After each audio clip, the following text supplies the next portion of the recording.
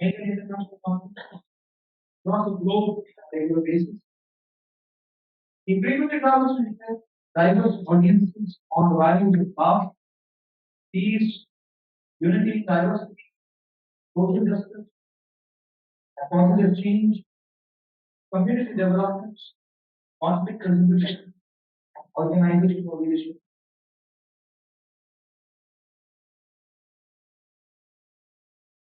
Dr. Vasudev Das has his PhD in applied management, science, leadership, and organizational change. Walden University. Yes. His research interests include endogenous and exogenous factors affecting organizational leadership, self-control and organization, social justice, chronic therapeutic intervention, race and general happiness.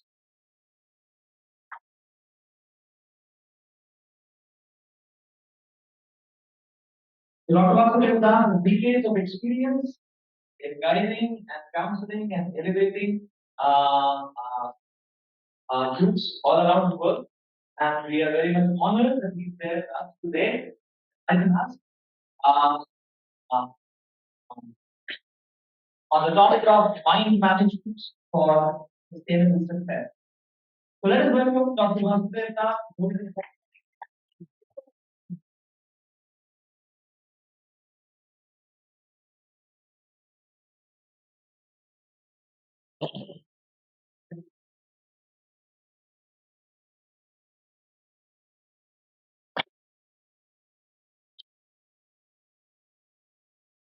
Ladies and gentlemen, I feel honored to be here to hang out with you guys in exchanging views on how to manage the mind for sustainable success. Why sustainable success? Because a lot of people have attained success, have achieved their goals, have accomplished their goals in life. But because of problems with the mind, because of issues having to do with the mind, they lost their credibility, they lost their jobs. And in the global arena, in the 21st century, we have more and more people, leaders in the global village, who have sold out their credibility because of inability to be able to manage the mind and the other sensory modalities. 970 million people on global statistics have problems with the mind. This is according to 2021 statistics by the Department of Statistics. 970 million people in the globe. So when we want to make a presentation or we want to conduct a research, the first question that comes to mind is, what is the problem you're trying to solve? Is there any problem? Or are you a paleontologist? A paleontologist is someone who simply makes some recitations, recites some things he or she has learned. He downloads it to the for the audience to have, a sense of perception and for him to have a sense of humor. So we are about redirecting a misdirected civilization. And this misdirection of our modern civilization is rooted in the fact that we do not have the appropriate technologies to manage our minds. I know very well how the past governor of New York was very productive. He was just an accomplished guy. And I love the way he handled issues. Unfortunately, he lost his job. They kicked him out. Why? Because of inability to deal with the sensory modalities, including the mind. So it's a big problem in the global village. The mind issue is a big problem. Mental issues is the big problems. And so this sharing and caring on this topic becomes relevant. That's the problem. And we need to address it. So, what does success mean to you? A number of you are doing your graduate programs, or you're finished, or working, or you're professors. But, you know, the whole idea is that, especially in the academia or in the ivory towers, it is essentially important that we begin to think about creating a viable future that will be sustainable. We have accomplished, and so these accomplishments should be sustainable because we may end up having to man different organizations or even be involved in developing people or communities or our constituencies. But what about managing our own mind? If we don't manage our minds effectively, it becomes very difficult to even manage our families. It becomes difficult to manage our societies or our organizations because we have to remove the speck in our eyes so as to be able to see the problems that are there in the settings that we are being placed. And so this very topic for me is very relevant because I've seen cases where people have even become mentally deranged because of initial issues that having to do with lack of appropriate strategies to be able to address the sankalpa and vikalpa of their minds. The mind is characterized by sankalpa and vikalpa. This is Sanskrit terminology, Sanskrit, or you're Indian boys and girls, so you know Sanskrit. The mind is characterized by sankalpa and vikalpa, accepting one thing now and rejecting that same thing the very next moment. Uh, Lao Tzu, he mentions that he emphasized the need for us to watch our thoughts because these thoughts they, they facilitate actions. And we also need to be very careful about our actions because these actions they give rise ultimately to our character because they give rise to habits and habits to character. And so what we feed the mind, I mean, it's like, you know, putting a cassette in a tape, putting some information in a tape recorder or in a digital system. And when you on it, that's the information you get. So whatever we feed the mind is what ultimately we are going to get. And modern science is insufficiently equipped with technologies on how to curb the excesses of the mind, how to deal with the misgivings of the mind. And according to your own literature, your own Hindu literature, the Bhagavad Gita, and the Bhagavad Gita, Lord Krishna mentions that an uncontrolled mind is our worst enemy. Can you imagine? How are you going to manage your mind when at every moment you have billions of thoughts flooding the mind?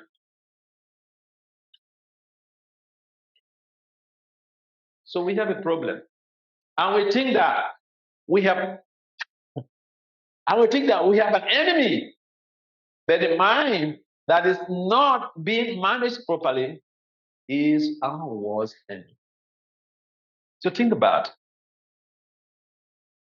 If you want to be successful in your career, you need some concentration, some sustained concentration on whatever you are doing. Now, according to psychological research, about 20 to 50% of our daily thoughts are distracted. We may be here listening to this discussion, to this talk, but our minds could soar or sweep to Delhi. And our minds are in Delhi, enjoying life. Physically, we are here. But the professor may be in the class. Professor may be in the class giving, presenting something very salient to your educational development. And the mind jumps out. He goes everywhere. The mind is in London. From India to London, he just switch. The mind moves. And before you know, time has elapsed. This is the element we have to deal with. The mind is one of the subtle elements that constitutes the body. We have our subtle body and the physical body. The physical body is made up of earth, water, air, ether, earth, water, fire, air, ether, 5 elements. And the subtle body, what we experience in the dream state, is the subtle body, which is carrying the life force or the spirit soul. And that subtle body constitutes of the mind, the intelligence, and the ego.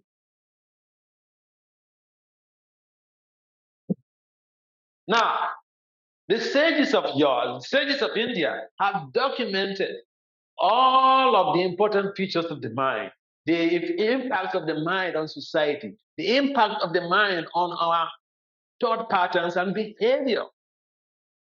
So, if we are the experience of being distracted when we are studying, as people in academia, study is your watchword. As researcher, study is our watchword. That is our hobby. That is our job and our hobby. Studying. But when you're studying, how many times you have the distraction? Your mind jumps off the table and travels far away, leaving you there. And so this is something very relevant to our everyday reality as academics. We need to address this. And that is why we're here today to share some essential strategies, cost-effective strategies that will facilitate our being able to tame the mind, to domesticate the mind. Right now, we are being controlled by the mind. And there is nothing we can do about it. But if we understand that the mind is a material element, and the material element is not superior to spiritual reality, we can use spiritual strategies to be able to manage the mind. And so, being that the mind is part of the subtle body, and everybody has got a mind, every embodied soul has got a mind, and the mind has been accompanying us. The same mind has been accompanying us for billions and billions of lifetimes. So the mind monitors us. He knows. The mind knows our weaknesses.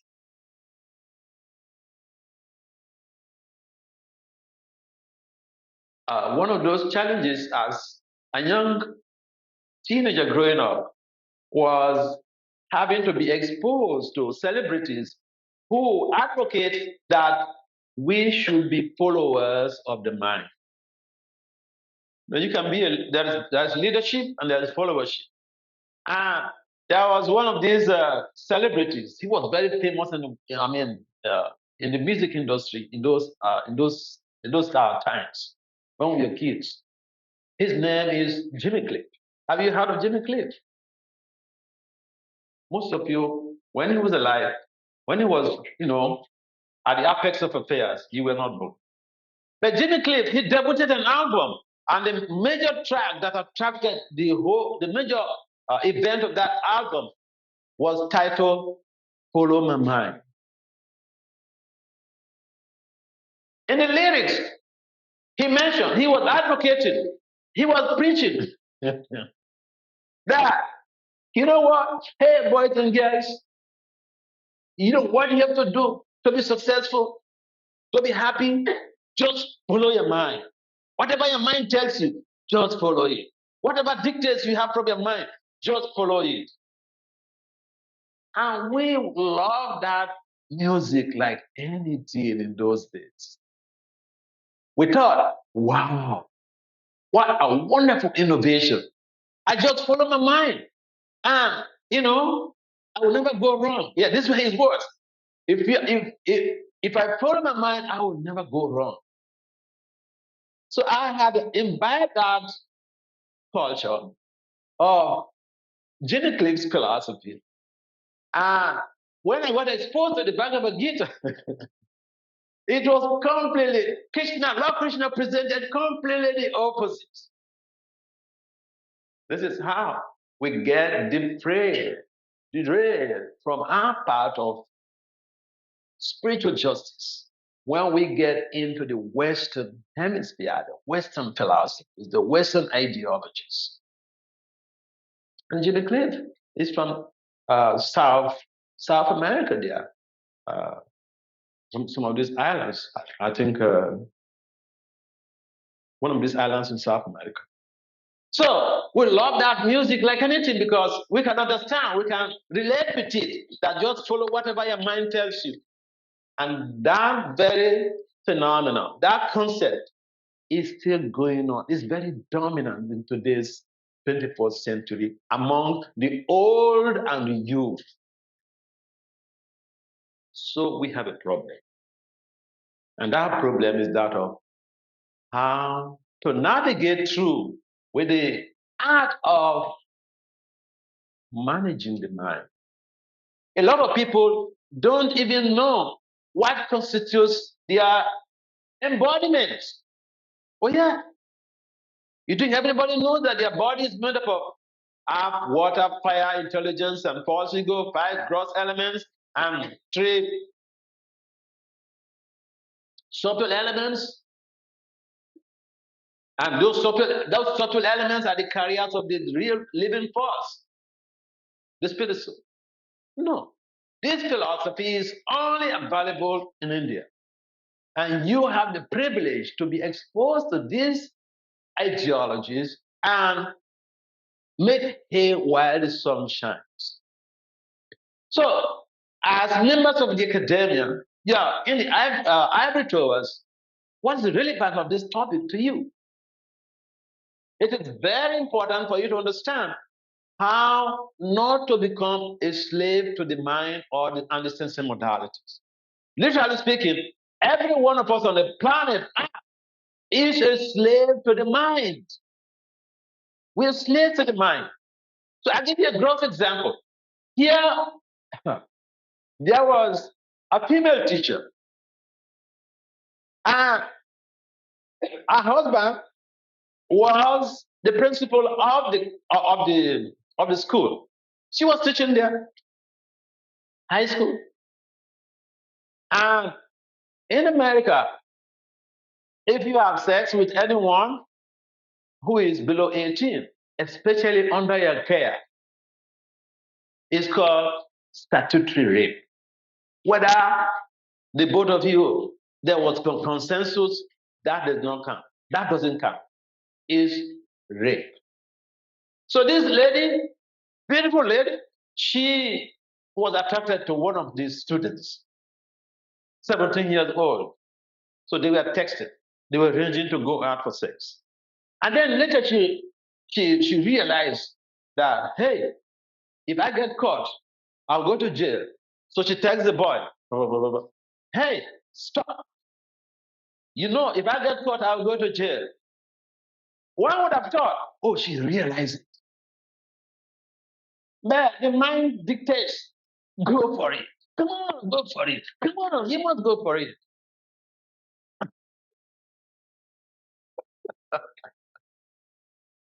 So she wrote to the boy, hey, let's get out. So they went out. They had fun. But you know what? The boy came back. The boy came back. And then he started, very openly bragging to the girls in his class. And then the girls, they got fired up with envy. They went to report the matter to the authorities, and that's how they called the police for this lady. That's the end of her job. She went to jail. She lost her husband, lost her job, and she served jail term. This is the power of the mind. The mind can create trouble for us, like anything. The mind dictates to us. And if we don't understand, we may think, oh, this is an intuitive thought. No, it's not an intuitive thought. And so we need to understand the workings of the mind. In our conditioned state, right now, the mind always dictates to us. And the mind is always vying for supremacy over our whole affair. Yes, there is intelligence for discrimination. That intelligence is like a meek, humble guy. I mean, it's like you have two kids in the home, and one of them is tough. The older one is just humble and slim. And so sometimes the younger one, who is tough, he overpowers it. He overpowers the older kid. That is how the mind works. Intelligence could discriminate. That no, this is not good. This decision is not good. But then the mind takes over, like a bully takes over control, and then we get into trouble. And so, what to do about this horrendous nature of the mind? What to do? Our success is depending on how determined we are in our effort to attain our predetermined goals. But even when you attain your goals, say you got a job with the United Nations, or you got a job like Strauss-Kahn with the International Monetary Fund. He became the director of International. Strauss-Kahn became the director of International Monetary Fund. He's from France. But he traveled to New York, and in the hotel, he got into trouble. His mind put him into trouble. Again, the mind. So, he lost his job. They put him in jail. Any problem we can think of that we get involved in is simply because of the lack of ability for us in taming the mind, in managing the mind effectively. We allow the mind to manage us. We allow the mind to control us. And therefore, we run into different types of problems. Look, for instance, these days there is, a whole globalization and a whole digitalization. There are electronic gadgets all over the place. I know of so many students who have failed their courses because of addiction to internet, the mind. They know this is going to create a setback in my career. But the mind, pushes them. The mind impels them. They are impelled by the mind. And before they know, they are in problem. So being able to control the mind, being able to direct, control, and organize the activities of the mind for sustainable success becomes a simple norm in our daily lives. Because it's essentially managing the mind implies organizing, like we have in management, planning, organizing, controlling. So, planning, organizing, controlling the activities of the mind for sustainable success, that constitutes mind management. So, anybody here can do it with cost-effective approach, cost-effective methodologies.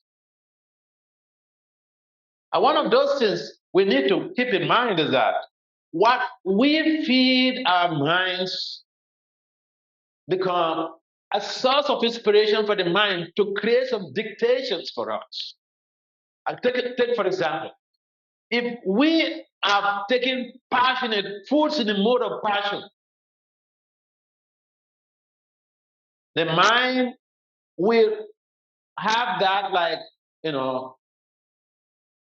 like an impetus. It will be fed to us via the dictates of the mind. And therefore, we find that, for instance, the cow is very sober. The cow is very sober compared to the lion or compared to the dog. The cow eats vegetables. And so what we eat affects our consciousness. And if we have the habit of eating only foods in the mode of goodness, that will help to facilitate a resistance to the dictates of the mind. Otherwise, we are gone. And keep in mind, we are not allowed to abuse anyone. Internationally, it's a global law. Abuse is not allowed. The only person we are allowed to abuse, and there are different types of abuses. If you ignore someone, it's an abuse. They say you're at home with your family, and then you stop talking to your mom because she offended you the other day. Or you stop talking to your dad because he said something to you the other day. And this happens in the families. When you ignore someone, it's an emotional abuse. Now, the only entity you can ignore which is permitted is the mind. You can abuse the mind. You can ignore the mind. The mind dictates something to you.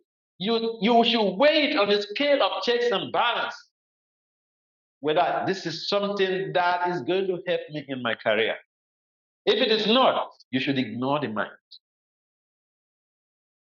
And it's just some psychological process, thought process. We overview the activities of the mind, and we find that in most cases, the mind creates an awareness all the time for self gratification. And the mind is the chief of the sensory modalities, is the king of the sensory modalities, is the controller of all the other working senses and knowledge acquiring senses. He's a big guy. And therefore, if you're dealing with a big guy, you have to be equipped with sufficient resources.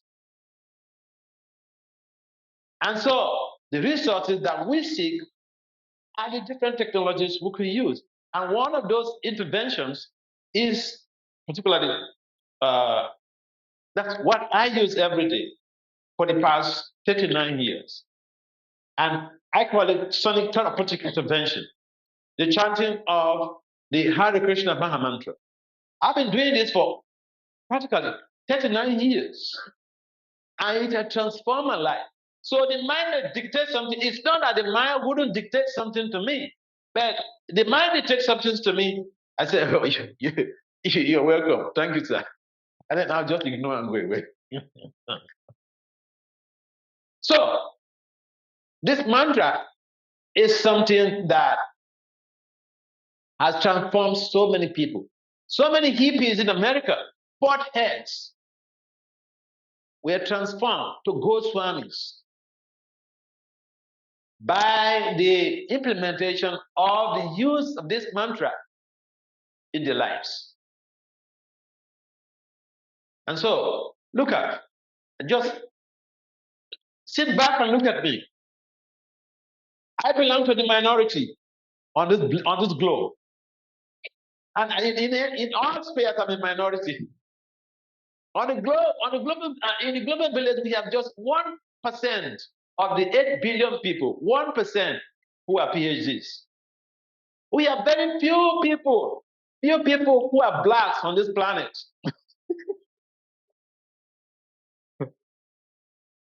And we have also very few people who are Vaishnavas on this planet, people who are cultivating the Indian Vaishnavism of the Indian tradition. Very few people. Even in India here, there are so many there's so much of religious diversity or spiritual diversity. But the Vaishnavas, they're pretty few because their regiments are so tough. People don't want to be part of that system. When something is tough, I mean, it's like, going to graduate school is tough. Not everyone will have the required GPA to go to graduate school. So there's, a limited number of people who go to graduate school.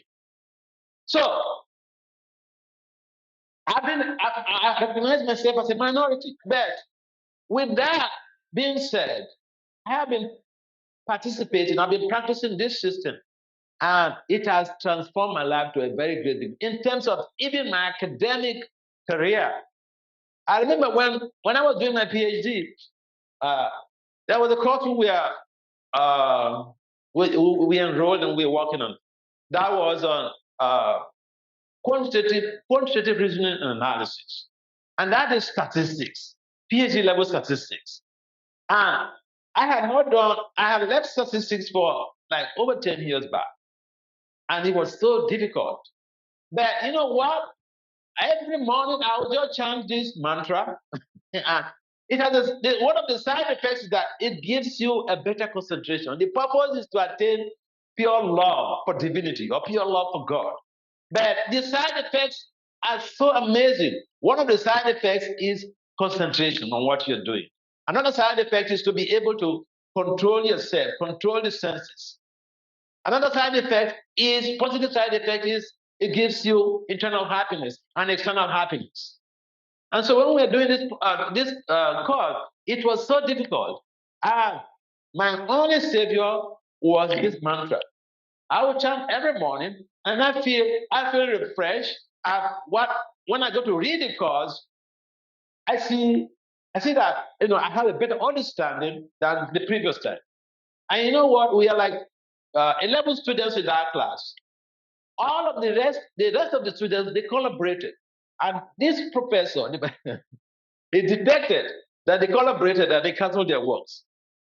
He was a good professor because, honestly speaking, that is a violation of academic integrity. They should have been expelled from the school, but he did not. He used his discretion.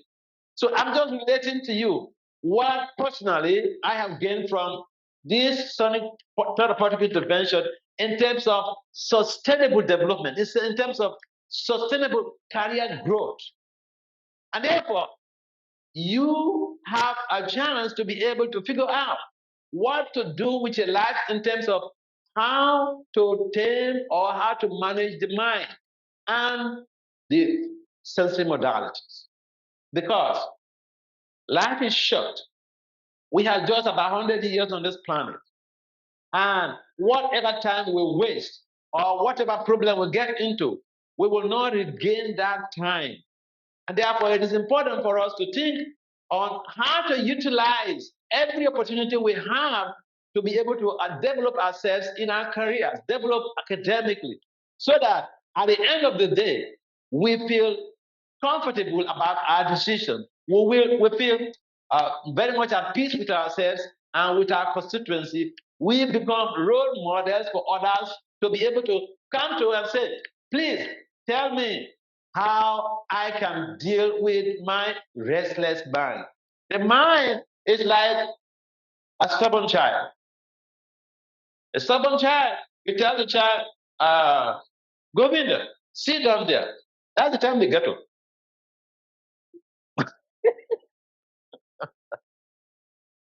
So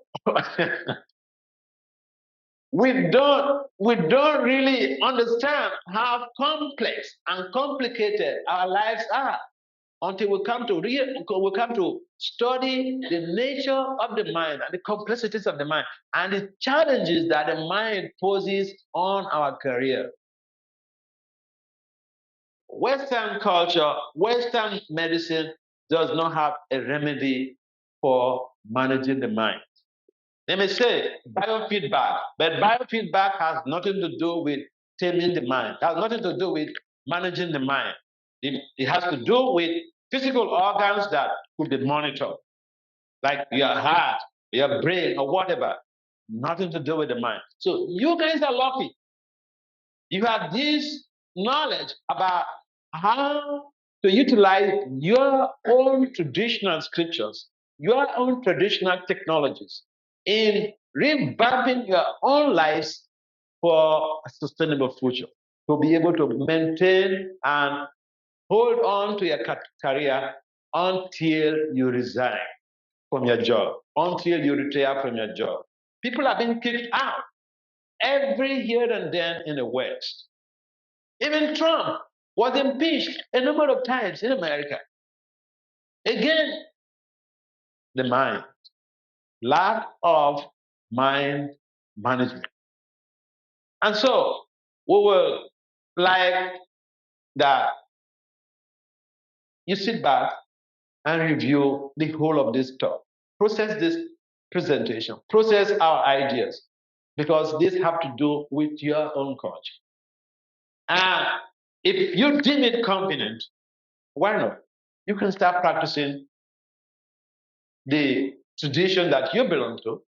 You can start practicing the use of sound vibrations to be able to revamp your capabilities, and especially in reawakening your consciousness and in taming or managing the restless mind. So, a word is enough for the wise. Any comments or questions? Yes. You talk a lot about mind. So my question is, what mind is searching for, and what is the limitation? What is the mind searching for? What is the limitation of the mind? The mind is searching for self gratification. Sense gratification, gratification of the sensory modalities. The mind is the chief of the sensory modalities, and the whole of its activities is geared towards gratification of the sensory modalities and to be able to enable us stay in this material arena to enjoy sense gratification and undergo repeated birth and death. That is the major objective of the mind. The limitation is that we can break out from the influence of that of the mind by using the higher self to deal with the lower self. And that practice is very much available in the Bhakti Yoga system as prescribed in the Bhagavad Gita. And basically, every material element does have a limitation. Even the whole of the physical body has a limitation. And so the mind also have a limitation. And we can do one thing in a way that will also help the mind. That is by engaging in sonic therapeutic intervention that helps to purify the mind. And instead of we becoming subjective or becoming controlled by the mind, we can use our purified system to be able to subdue, tame, and manage the mind effectively. Does it make sense? I have one more question regarding that. Feel free. Regarding the you say self gratification. Sense gratification, sensory gratification, the gratification of the senses. Stick to your example of giving the teacher is sexually attracted towards it. student, and the law is something like 18 years, below 18 years. Law is made by your people, and if something made by people might be wrong for some other people, and it's a self-gratification or their enjoyment, or if there is no law, it will be a right thing or a wrong thing, and it is not controlled. If things are not controlled by law, things are controlled by a human desire, human minds, and might be human can go beyond this thing, their senses and their feelings. Where human beings can go beyond the senses and their feelings. Of course, you can control your senses and your feelings by dint of following a purificatory system. If the senses and the mind become purified, you will not be subjected to the whims of the mind and the senses. This is the position of the Goswamis. The difference is there is a Goswami and there is a Godasa. The mind enables us to be the Godasas, being subject to the senses and the mind. The Goswami, they control the senses and the mind. So we have that opportunity, we have that chance to be able to elevate ourselves, elevate our consciousness, and the desires of the mind, we will not become susceptible to the desires of the mind. We will not become induced by the dictates of the mind. We will not become influenced by the dictates. Yes, we can transcend. Why not? That is, you see that in your own historiography, the sages, people like Nada, Lord Shiva, so many other people, or so many other beings, they practice meditation and they have control over themselves, not only over themselves, even over their environment. So, yes, this is something very practical. You don't really want to get into the problems that others have gotten into. Now, in the West, they don't have this type of facility. They don't have this type of information, spiritual information culture. And therefore, there are laws. There are laws, but you can only make laws. The laws don't reform people. The laws don't reform people. I have, when I was a child, I went to watch people being facing firing squad in the public in the stadium. For what? For armed robbery, money. Now, when we were leaving the stadium as a kid, when we were leaving the stadium, I saw the police. They caught people stealing, picking pocket right at the gate. When they had just seen people executed, killed for armed robbery, for stealing, it didn't stop them from stealing. So, it is only when the mind becomes purified through some practical methodologies, some sadhana, that we can transcend the desires, the influence of the desires of the mind and the senses. Otherwise, it becomes very difficult. There is a common slogan in the Vedic technology. It says, even after seeing, that was a typical case, even after seeing that people have been executed for stealing, they were stealing at the gate and they were apprehended. Yes, but we can transcend that. That is the whole idea of the Vedic culture. Training and practice. Practice and training will enable us to become free from the bondage to the mind. Very nice point. Yes. Some condition. You can give them.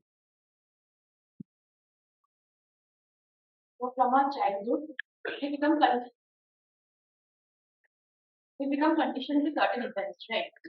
So at certain point of time, we feel that the mind is going completely against us. So not we recondition our mind so that it listens to what I want right now. That's a very nice point.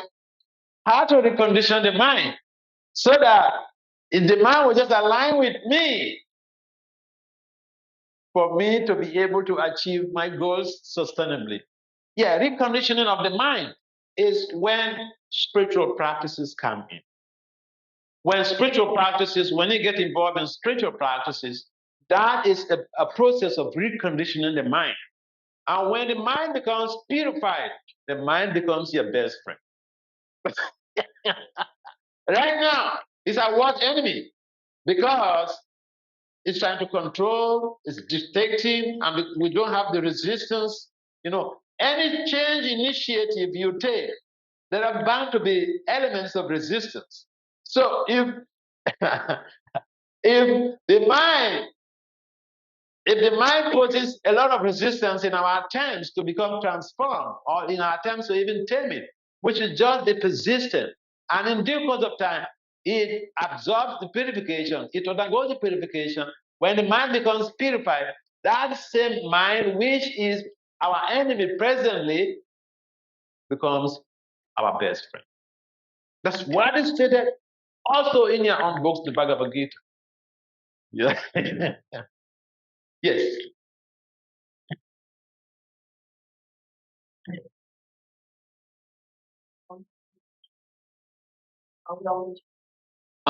That's a nice question.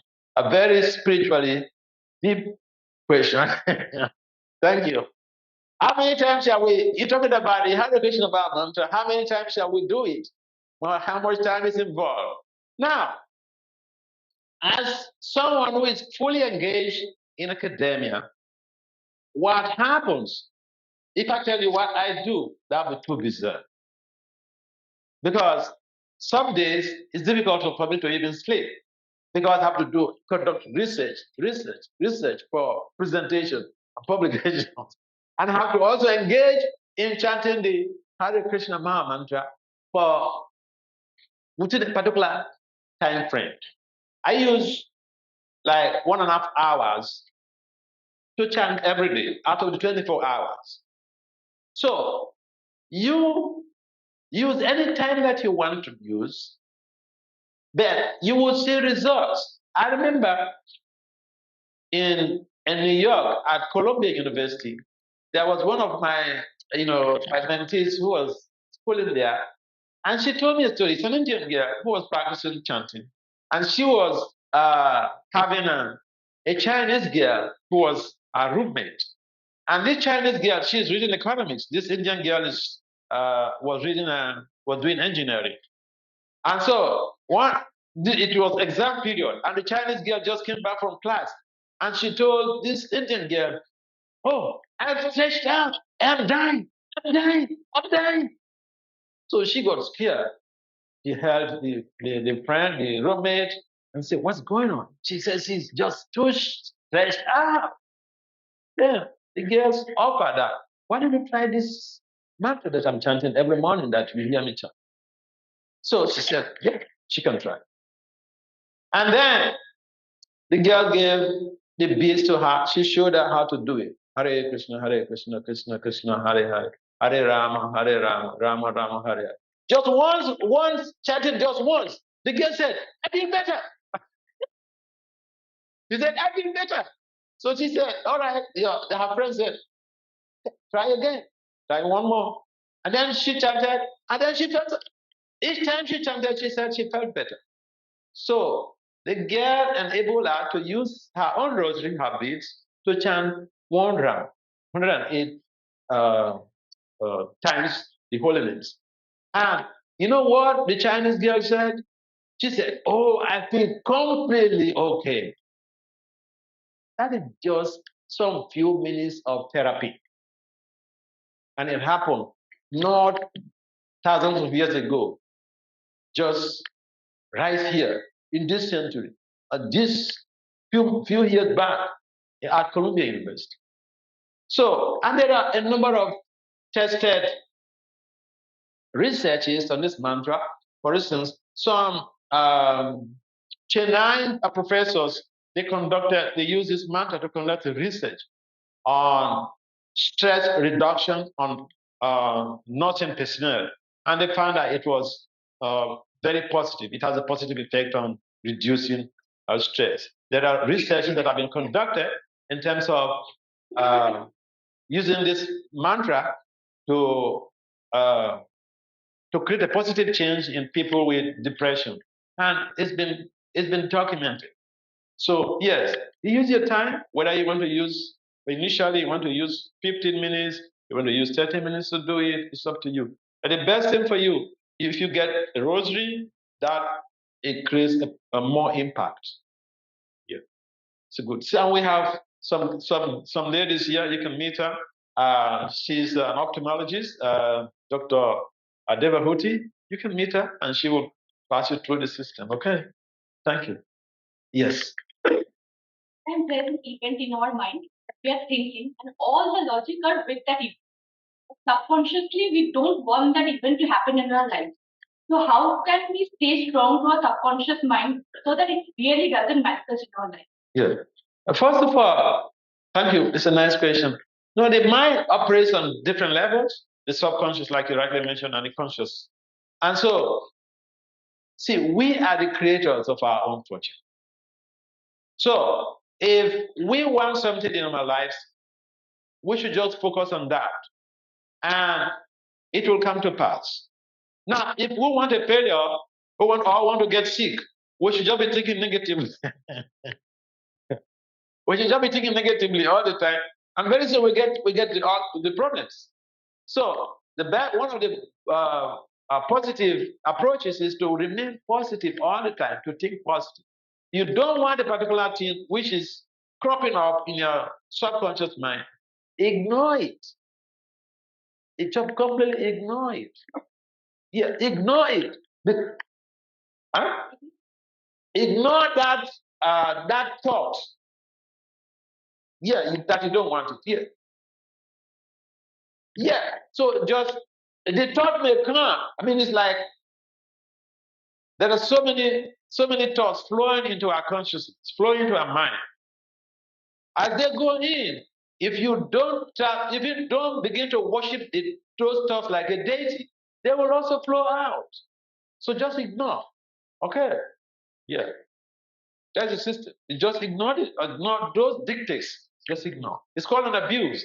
Abuse those negative thoughts. Don't just mind them. They will go. They will go away. Okay. Yes. So, according to you, chanting is the only solution for controlling mind? No. It's not the only solution. There are other different strategies. I mentioned also about diet therapy.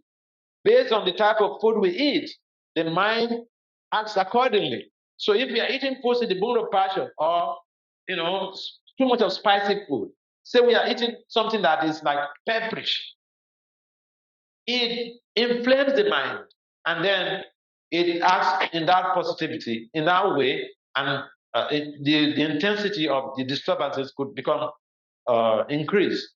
And so we have to regulate also in terms of what we eat. If we eat foods in the mode of goodness, the mind will not bother us so much. But if we eat foods in the mode of passion and ignorance, yeah, it's just like fueling a car.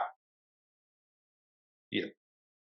What exactly happening behind this chanting that helps to control all this?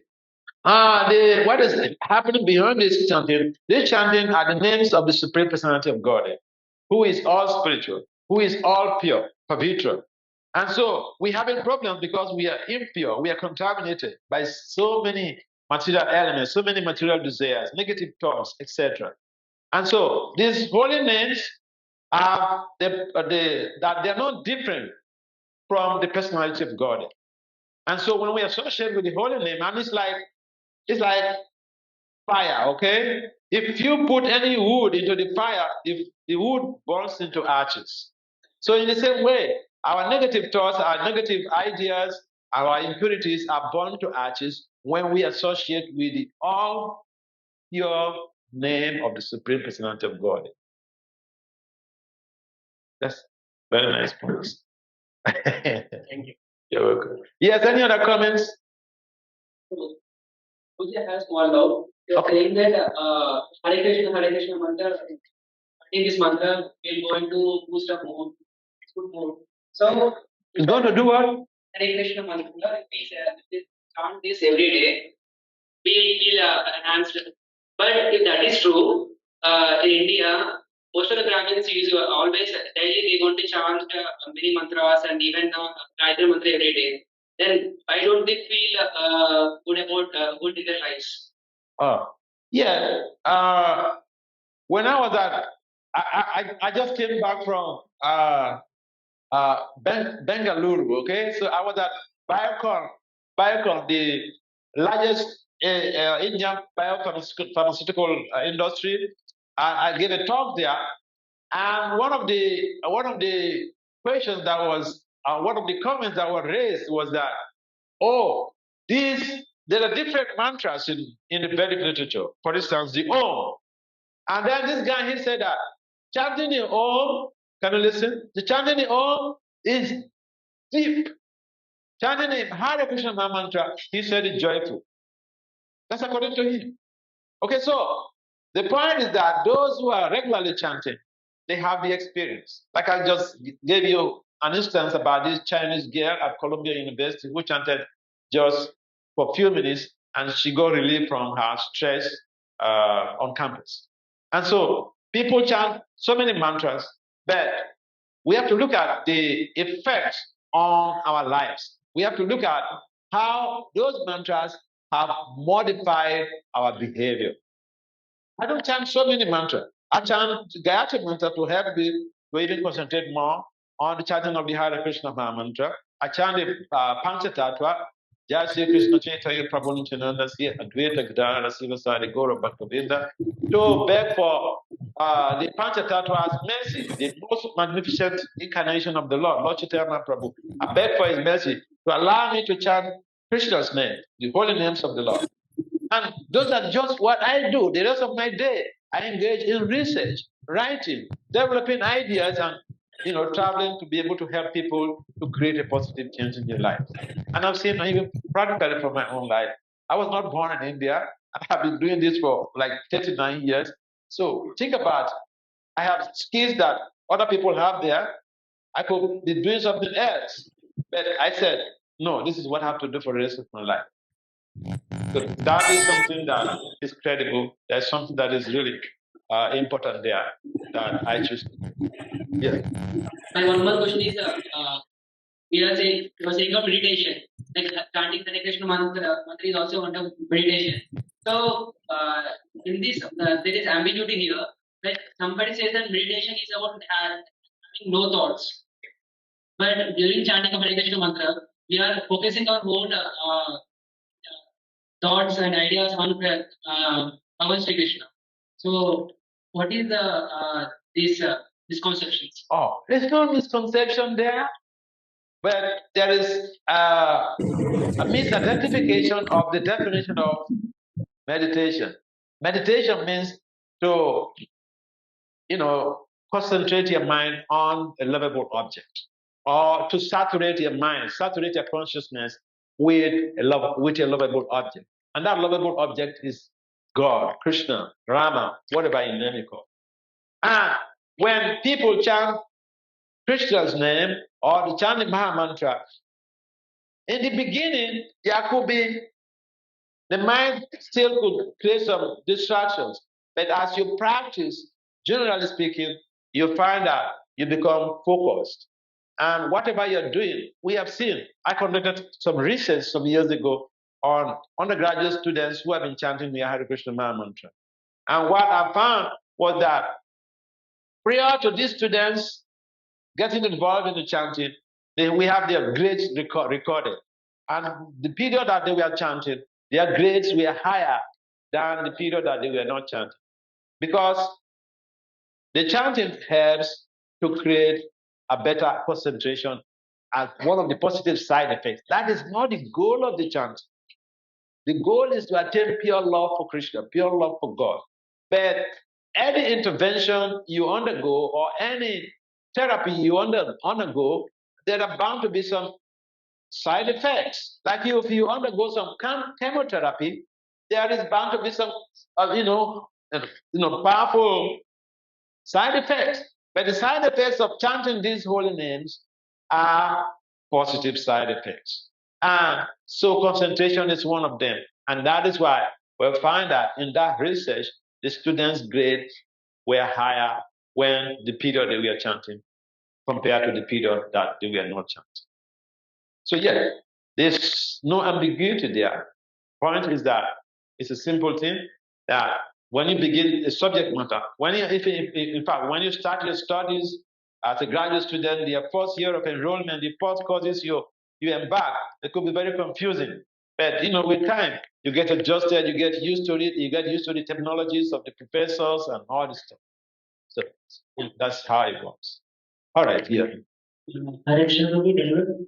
I have one practical question which I have seen in the college life so far. Like, I came here and I've seen one culture like people are very much focused on Western culture, like smoking and drinking, and it is like it seems them very much cool. But there are a few students like me and more that we don't even want to touch it. Like I have questioned that we both know that this thing is bad for health, bad for mind, but one is willing to have it and one is not even willing to think about it. So what is the difference between both of them? Mm. Yeah.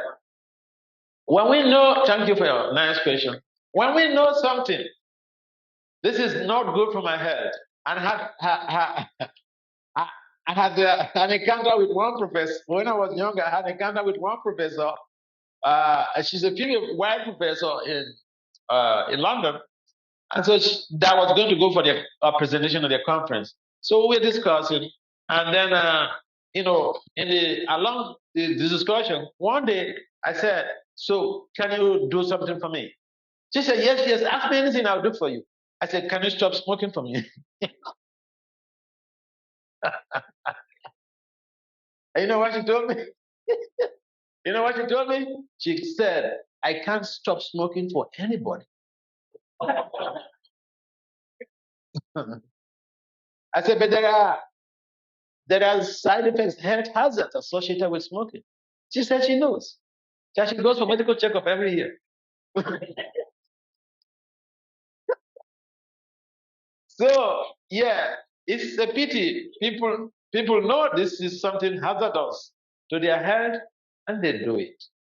Again, because of the mind. They have dull, the mind is dull. They're not able to control the mind. So the mind becomes the controller. They become slaves to the mind. I know this thing is going to kill me. And then I say, well, I'm not going to stop for anybody. So by practicing sadhana, we get the willpower to be able to say no to the dictates of the mind. We can become Goswamis, controllers of the sensory modalities. And our sustainable success is rest assured. Yes. Sustainable success defined. Sustainable success means that we have we have accomplished our goals, we are put in a good position, and we want to maintain that for the rest of our career. We want to rest for the rest of our life. And sustainability in this sense implies that we are successful, but we are put in a position based on our success value.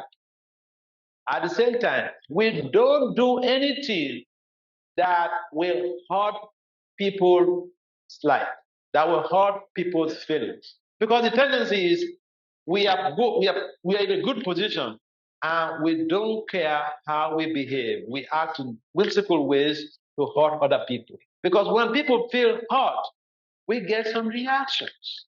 This is why some of the global leaders they run out of space, they fall off the track because they hurt so many people, and those hurtful feelings come back as a reaction to their lives and destroy it.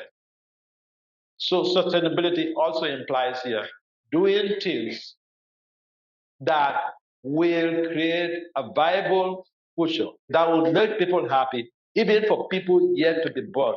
Leave a legacy behind that will enable people yet to be born to be happy because of their policies. All right. Okay. Last question. Yes.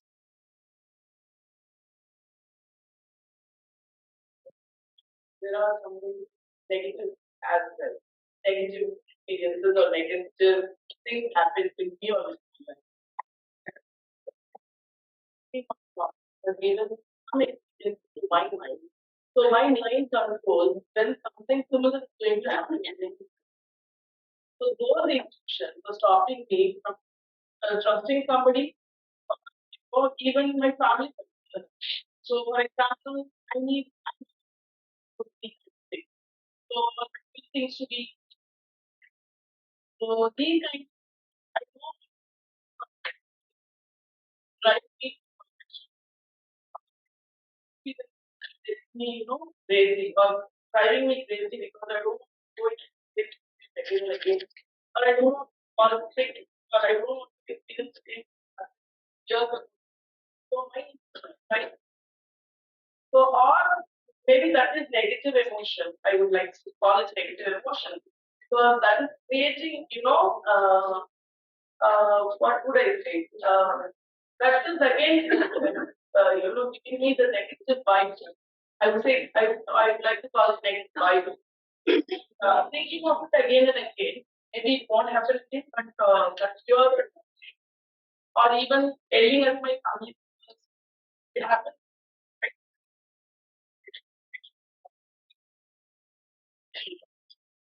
Very long meditation. Uh,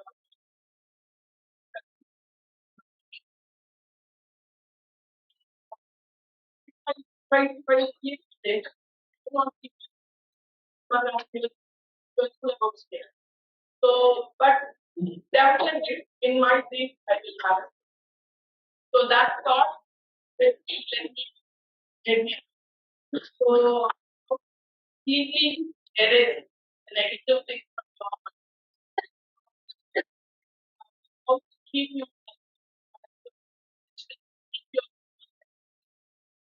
your trust.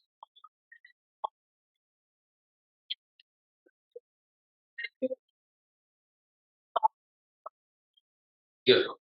When it is your intention, mind is making. Thank you very much. That is a very deep question. Yeah, sometimes we may be involved in living some spiritual practices, and then we experience uh, things that are not favorable to our growth or to our conscious upliftment. And it doesn't mean that what you're doing is not proper, what you're doing is not correct. It's just that sometimes we have so much of baggage in the past. And so it's heavily loaded, and sometimes the effect is being diminished or being run down just by uh, a dream experience. Instead of you to have a physical experience, a physical pain, the effect of your meditations has created an amelioration to that effect that you only have some perturbation of some disturbance through dream. And so you are properly situated. It happens with especially people who have a heavy loaded karma. If you are performing spiritual activities, it's like you're going through a crash program. A crash program means that, the program that is supposed to take you 7 years, you're doing it in 2 years. So you're overloaded. But if you endeavor to get through it, then so many years are forgotten, are passed by.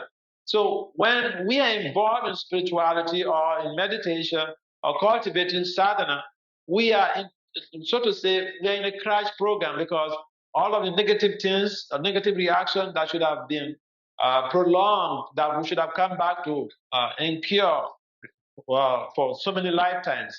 We are just going to be brushed through all of these things in this one life. So sometimes it could be very challenging. And we need to get some proper explication, some proper understanding so that we don't get disturbed by what transpired. In as much as we are being ethical, we are following the path, we are following the standard that is laid down based on Guru, Sadhu, and Sastra. So we don't need to worry. Okay? All right. Yes. So like many times it so happens that we can that that's so good. We can really discuss about it, focus on, we even achieve. But then it personally happens. Then I'm like, what does it even mean? Because now that I've achieved it, it doesn't make any sense. I don't get the same thing anymore. And in this whole process of achieving that goal, many times we even like compromise on our relationship with our parents, with anyone as such. We compromise on other stuff, like say, we might compromise on friends, we compromise on anything. And after achieving the whole thing, first it excites me, but not for very long. Not that I from getting why does it? That is how life is. We have insatiable desires. So you get a Rolls Royce. You get a Rolls Royce now. If you desire to get a Rolls Royce, you get a Rolls Royce. After just a couple of days, it's nothing to you. Doesn't feel like anything. Doesn't feel like you have anything. That's how life is. That keeps us working hard, making more, making more efforts for more higher achievements. Otherwise, we will just be, sitting back and not doing anything. That's the nature of life. And of course, when we get involved in cultivation of sadhana back to spiritual life, that tendency of working so hard every day becomes completely, reduced. We focus on the essentials to be able to keep our lives going because we have already achieved our goal, and it reduces the tension. And so it is possible that we have all of these type of situations. We are in these bodies. The bodies are meant for desires. And when we even achieve the greatest desire we have, we've been thinking of, another thing will come up. We will neglect this. We will feel that this is nothing. It's natural, okay? So don't worry. All right, ladies and gentlemen. Okay. All right. You can give it a mic.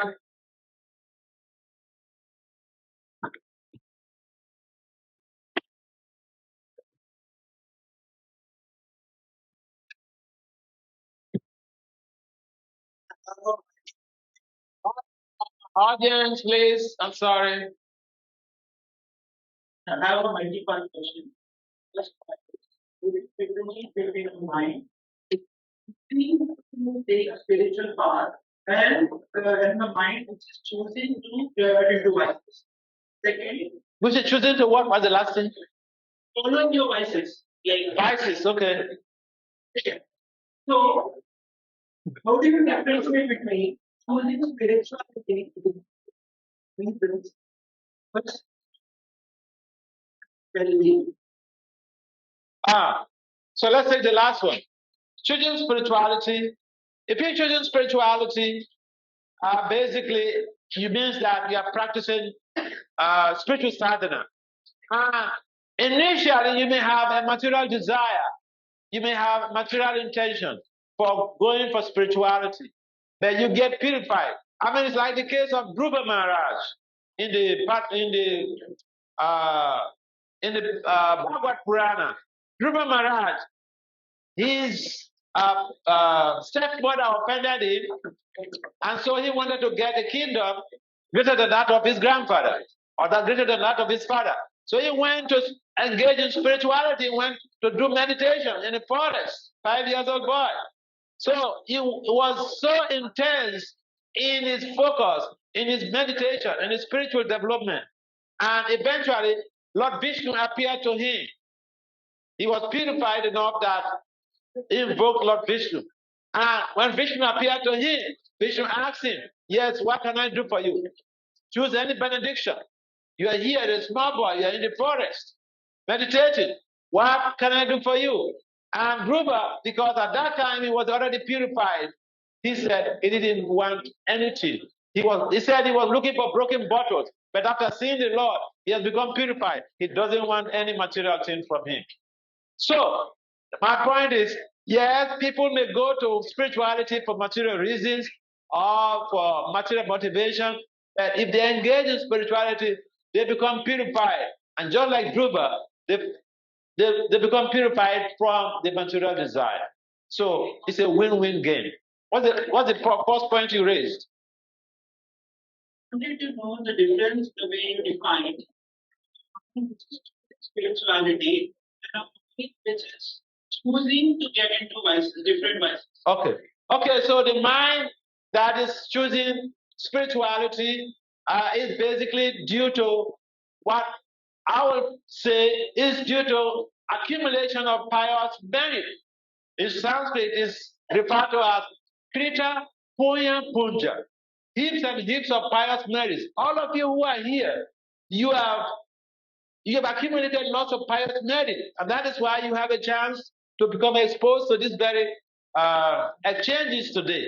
So someone who are choosing the path of spirituality is actually impaired by his own or her own spiritual credit from previous practices, from previous life, or this life, previous practices. The person who chooses the path of vices is also impaired by the reactions of his previous or her previous endeavors.